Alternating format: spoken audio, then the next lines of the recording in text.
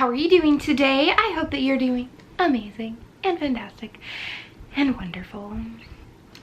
Today's video is all about rom-coms that I have been sent and that I have purchased over the past few weeks. Now, I'm not normally a rom-com girly unless you're talking about Emily Henry. I've read a couple of Christine, I think it's Christine Lauren books, like The Unhoneymooners, but I have a stack. Also, color-coded much, I did not do that on purpose, I promise you, of some romance, contemporary romance and rom-coms that I'm super stoked for picking up for the end of the summer. But without further ado, let's dive into it. I have not yet read any of these, and so if you have read some, let me know which one I should start with first, or if you have one that you think that I would enjoy. The first one I have is Adult Assembly Required. Look how cute that is. This is from the author of The Bookish Life of Nina Hill, which I haven't read. Let me know, should I pick that one up? Because that one always, like, the cover just gets me, and I kind of want to pick that one up. But it says, welcome to the world of Nina Hill and Knight's Bookstore. When Laura Costello finds herself lost, alone, and drenched in a sudden LA rainstorm, the last thing she expects is to be rescued by a rogue bookseller, Nina Hill. They couldn't be more different, but they're about to change each other's lives forever. I mean, there are little kitty cats just like all over it, and it just looks absolutely fantastic. And it is like, it starts with a page that says summer. So Laura moves to Los Angeles to escape an overprotective family and the haunting memories of a terrible accident. After an unexpected and fiery setback, sorry brand new apartment, she finds herself adopted by a friendly but unusual bunch of folks and installed in their lovely but illegal boarding house. And a gorgeous housemate, a persistent ex-boyfriend, and a trivia team that needs saving from themselves, and it's clear why Laura isn't really sure she's cut out for this adulting thing. Luckily for her, her new friends Nina, Polly, and impossibly handsome Bob aren't sure either, but if they all put their heads and hearts together, maybe they can figure it out. God, that sounds so good. I might just have to pick that up like immediately.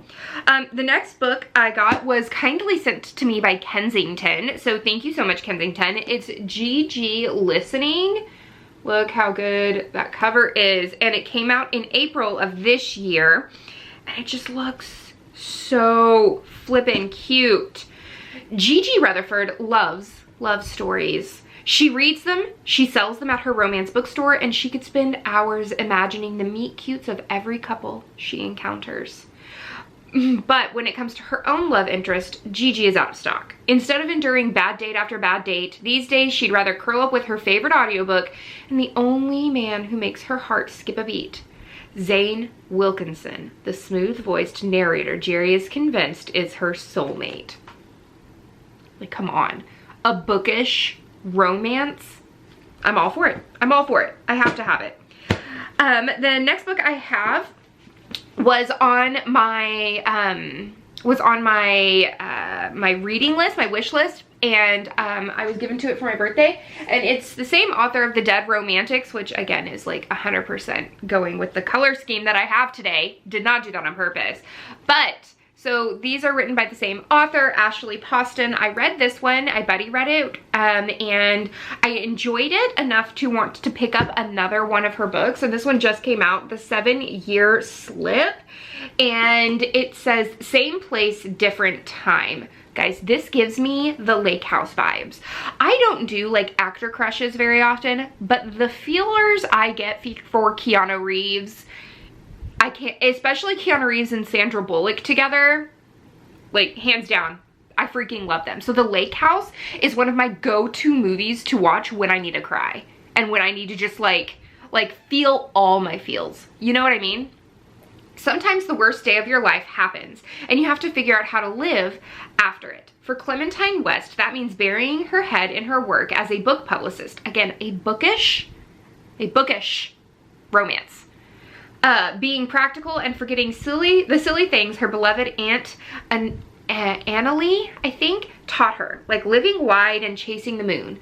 Clementine would rather stay grounded and keep her heart safe. For the last 6 months, she's done just that.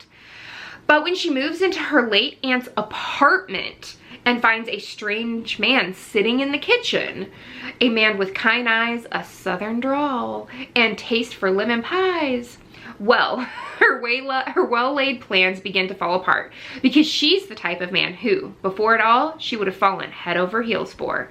And she still might, except this is the lake house part. He exists in the past, 7 years in the past, to be exact. And she quite literally lives 7 years in his future. Her aunt always said the apartment was a pinch in time, a place where moments blended like watercolors. She also said that love is never a matter of time, but a matter of timing. And Clementine fears she may be 7 years too late. I just can't not. The next book I got, it was like a impulse buy when I went to Target to get the boys pajamas. Isn't that what happens at Target? Like you just sort of impulsively buy like whatever Target tells you that you need at the time. This is a novella collection, a STEMinist novella collection by Ellie Hazelwood. And so it's got 3 short stories in here. One is Under One Roof, Stuck With You, and Below Zero. And it says a collection of steamy STEMinist novels. I have never read a STEMinist book that I'm aware of, but it says Mara, Sadie, and Hannah are friends first, scientists always. Though their field of study might take them to different corners of the world, they can all agree on this universal truth. When it comes to love and science, opposites attract and rivals make you burn. And this just seems like it would be fun. Next week, I'm gonna be in Colorado for a work event, and I thought that it would be awesome to bring one of these rom-coms with me to read at the hotel room at night. I'm gonna listen to an audiobook on the plane, but I thought that it would be fun to actually like physically hold a book and read it in bed. So seriously, let me know down below which book I should bring with me to Colorado. And the last book I have was sent to me by Kensington as well. It came out at the end of June, and it's The First Date Prophecies.